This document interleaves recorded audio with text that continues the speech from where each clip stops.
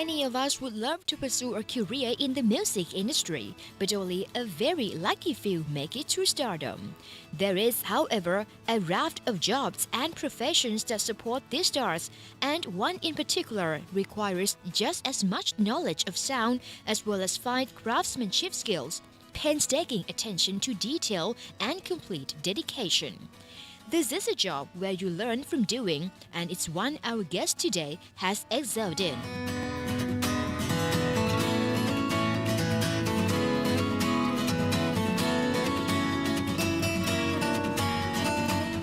Before Nathitam Sukprasert or Mod became one of the top guitar makers in the country, he had been surrounded by music at his local church.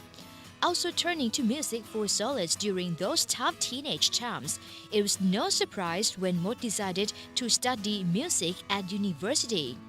After graduating, he soon realized, however, that life had another plan for him.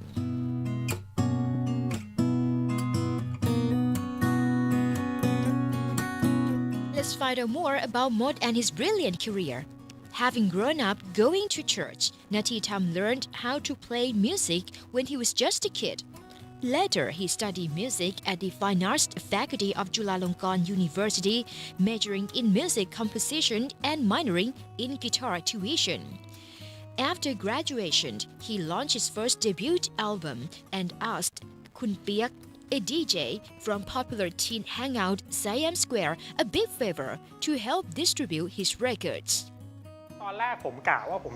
จะทำเพลงขายเลยนะผมเรียนทางดนตรีอยู่แล้วด้วยไงก็เลยชอบแล้วก็แต่งเพลงมาตั้งแต่เด็กๆมาตั้งแต่ม.1 ม.2 ก็เริ่มแต่งแล้วเนื้อเพลงตลกอะไรก็ฮาก็ทำมาแต่ว่าพอถึงเรียนจบเนี่ยก็มีโอกาสได้ทำมาชุดหนึ่งก็ผลตอบรับค่อนข้างดีมากนะครับก็ขายใต้ดินอะไรเงี้ยก็ขายได้ประมาณ 7,000 ชุด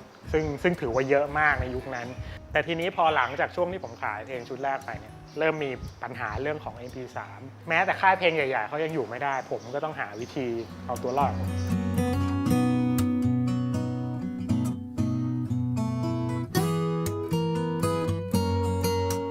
At the time, the Thai music industry was being crippled by the increasing piracy problem that erupted from MP3 technology. Both musicians and recording companies were forced to come up with alternative strategies to boost sales. Mod also felt the pressure.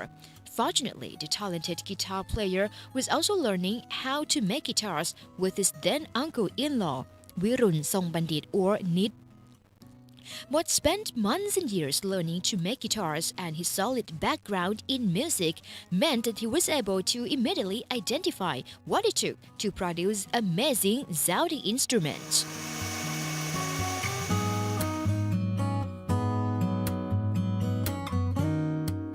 When making guitars, Kun Mod has to ask his clients very specific questions. He believes that there's no such thing as the world's most perfect guitar because people have different tastes. It's why every guitar he made is so unique, especially when it comes to sound quality. Each of Mod's guitars are custom-made. They are specifically designed for his clients and reflect his customers' personalities and character. จะเรียกว่าจุดขายกันแล้วกันก็คือมี2อย่างหลักๆก็คือเรื่องของเสียงนะครับเสียงเนี่ยหลายคนเขาจะลูกค้าที่ผมเข้ามาคุยกับผมเขาจะทราบว่าผมเนี่ยเคยทำงานห้องอัดมาก่อนแล้วผมก็จะทำกีตาร์ที่ค่อนข้างบาลานซ์ก็คือไม่มีอะไรมากจนเกินไปพูดง่ายๆไม้หน้าผมเนี่ยผมจะจูนให้มันบาลานซ์ที่สุดแล้วก็สิ่งที่ตามมาคาแรคเตอร์ของกีตาร์เนี่ยอยู่ที่ไม้ว่ามันสะท้อนเสียงออกมายังไงอยู่ที่รูปร่างรูปทรงของมันว่าแบบมันให้เบสสมมติตัวใหญ่เนี่ยมันให้เบสเยอะตัวเล็กมันให้เบสไม่เยอะมากแต่ว่าเสียงสูงมันจะกรุ้งกริ้งเพราะกว่าอะไรเงี้ยเรื่องของเสียงเป็นเรื่องที่1แล้วก็เรื่องที่2ที่มีคนชอบกีตาร์ผมมากก็คือเรื่องของแอคชั่น playability การเล่นของทั้งมือซ้ายมือขวาก็คือจะเป็นกีตาร์ที่เล่นได้ง่ายเล่นได้นานแล้วก็เรื่องของปัญหาเรื่องบัสซิ่งเรื่องอะไรจุกจิกเงี้ยครับจะไม่ค่อยมีกีตาร์ผมไม่ค่อยต้องเมนเทนแนนซ์อะไรมากเพราะว่าทำด้วยความถูกหลักวิชาของการทำกีตาร์ที่สุดเพราะฉะนั้นปัญหามันจะน้อยครับมันจะไม่ค่อยมีปัญหาอะไรฟ้องขึ้นมาทีหลังแทบเท่าที่ทำมาแทบจะไม่มีเลย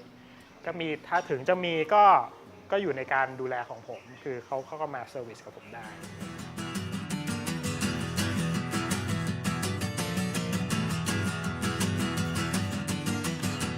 Mod carefully selects the type of wood himself. Sometimes the most beautiful wood doesn't always guarantee the best sound.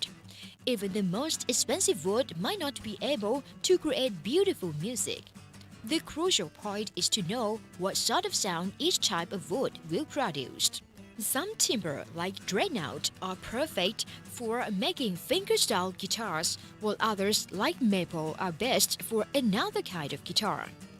ราคาค่าแรงของผมตายตัวทุกตัวเท่ากันหมดแต่ว่ามันจะถูกจะแพงเนี่ยอยู่ที่ material ที่ลูกค้าเป็นคนเลือกอย่างไม้บางชุดมันไม่แพงไม้หลังไม้ข้างบางชุดก็หลักพันบางชุดก็ปาเข้าไปเกือบ 4-5 หมื่นก็มีนะครับอีกแล้วแต่การหายากหาง่ายอะไรอย่างเงี้ยแล้วก็เกรดไม้อีกอย่างไม้หน้าก็มีหลายเกรด A เดียว 2A 3A ก็ราคาก็จะต่างกันขึ้นไปเรื่อยๆอันนั้นก็อยู่ที่ลูกค้าเขาพร้อมที่จะจ่ายมากเท่าไหร่เท่านั้นเองครับ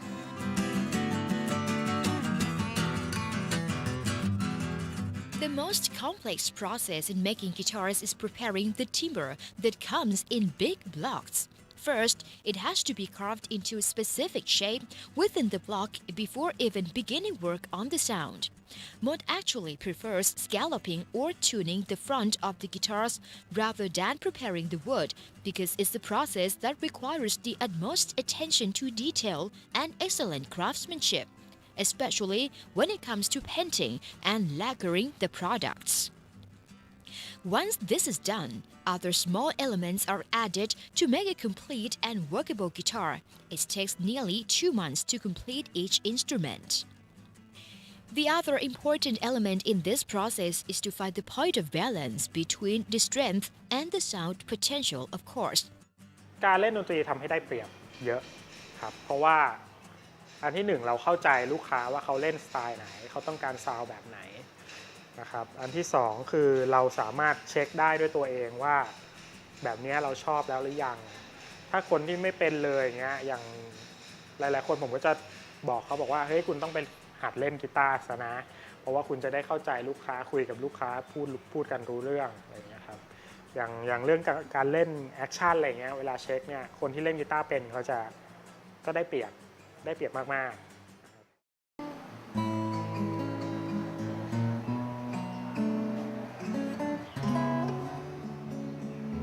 Mod hopes to ensure every one of his guitars is beautiful and features excellent detail. The guitar maker stands by his products and gives a lifetime guarantee on all Hippo acoustic guitars. จริงๆมันเพิ่งมาเริ่มอยู่ตัวนะครับแรกๆที่ทำกีตาร์เนี่ยคือหาเช้ากินค่ำเลยต้องใช้คำนั้นเลยเพราะว่าสิ่งที่เราจะต้องเก็บไว้เก็บไม้เก็บอะไรเงี้ยเราต้องจ่ายตลอดคือเงินได้ทำมาเท่าไหร่ก็จ่ายเกือบจะหมดเลยนะครับแต่ว่าพอเรามีสต็อกที่เพียงพอแล้วอย่างเช่นอย่างผมต้องซื้อไม้ตั้งแต่ตอนนี้เพื่อที่จะใช้ใน 3-4 ปีข้างหน้าเพราะฉะนั้น 3-4 ปีที่แล้วเนี่ยผมจ่ายเยอะมากครับแต่ว่าตอนนี้ก็เริ่มอยู่ตัวแล้วก็คือมีแบ่งส่วนกำไรมาในการเพิ่มทุนตรงนี้เข้าไป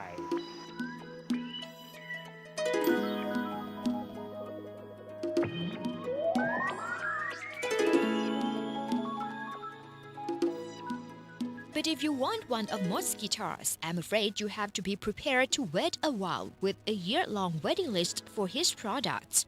It's good news for Mod though, who is enjoying the stability and trust in his high-quality skills and craftsmanship. While superstars come and go, the skills and products Mod has developed will last forever.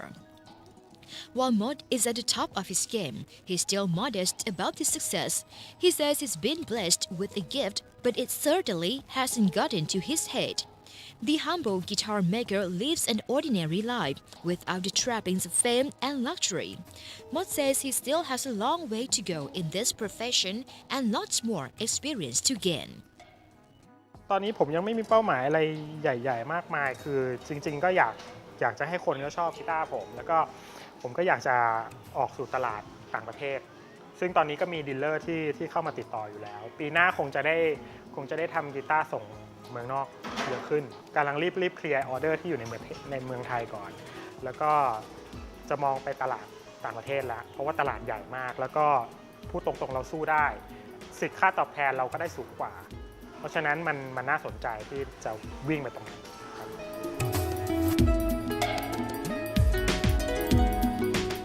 So, how does Mod compare to other guitar makers around the world? Let's find out now. ผมพูดตรงๆว่าช่างเมืองนอกที่เก่งจริงๆเนี่ยมีไม่ถึงร้อยซึ่งผมคิดว่าผมก็ไม่ได้ด้อยไปกว่านั้น อาจจะไม่ใช่ท็อปแบบว่าตัวเป้งๆอะไรขนาดนั้นแต่ว่าความสามารถความเข้าใจแล้วก็การเรียนรู้ของงานเนี่ยเราทำได้ดีเท่าเขาแล้วไม่กลัวเลยคือแบบเข้าไปสู้มีพี่คนหนึ่งเพิ่งไปเมืองนอกไปเรียนกับช่างทำกีตาร์ที่เป็นระดับโลกเรียกว่าอัดเบอร์หนึ่งเลยก็ได้ช่างคนนึงก็บอกว่าเฮ้ยกีตาร์คุณที่คุณทำอ่ะดีกว่าสมัยที่ผมทำใหม่ๆอีกคือเขาพูดอย่างนั้นเลยมันก็เป็นตัวประเมินว่าเราไม่ได้ด้อยไปกว่าใครมันอยู่ที่เราเองว่าเราตั้งใจเราศึกษามากพอหรือเปล่า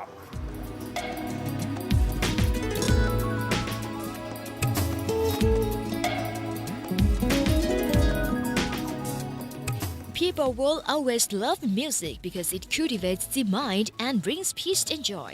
It's an aesthetic that represents artistic achievement, culture, and civilization. But the reality is that many aspiring musicians won't be able to make it in the industry performing. However, there are still equally important aspects of music production to get involved in.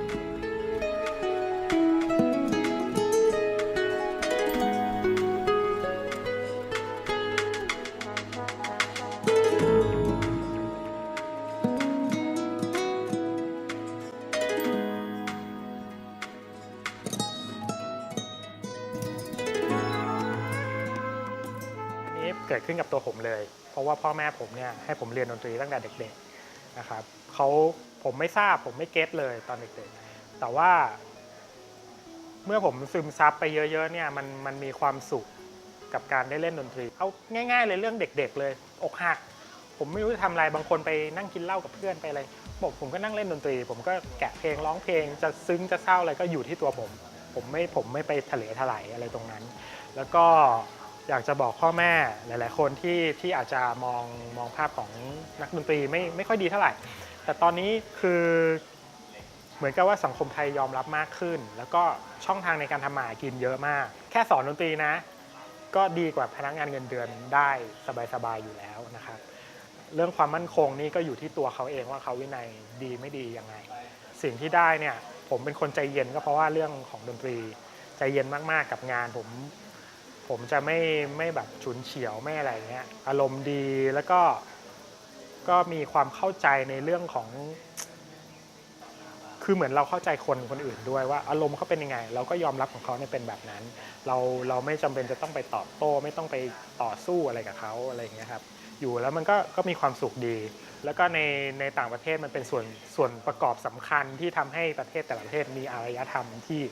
ดีนะครับแล้วก็หวังว่าต่อไปเมืองไทยก็จะมีคนที่สนใจดนตรีมากขึ้นไม่ต้องเก่งไม่ต้องเทพอะไรก็เล่นสนุกคุณกลับบ้านมาคุณมีอูคูเลเล่ตัวนึงดีดงองแงงคุณมีความสุขแล้วแทนที่คุณจะต้องมานั่งดูข่าวนั่งดูเรื่องเครียดๆนะคุณก็จับอย่างอื่นเล่นอย่างอื่นมีความสุขกว่าครับผม